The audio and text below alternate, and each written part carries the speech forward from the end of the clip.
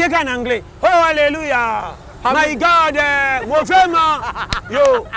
Na kosi yo. Yo quand tu anglais, ne reçu que nzambe na kiti na. Na kosi so prier en anglais nzamba tutuki.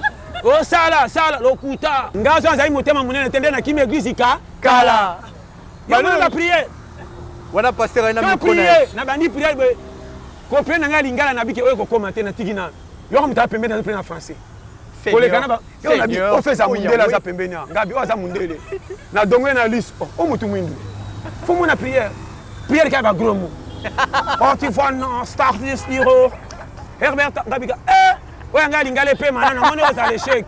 Yo kanga bien. Nzamba ko kita tepse na lito ike. Ozo beba changer. Akoloba ka te ko entraîner. Asa na ndete biso bongo yo.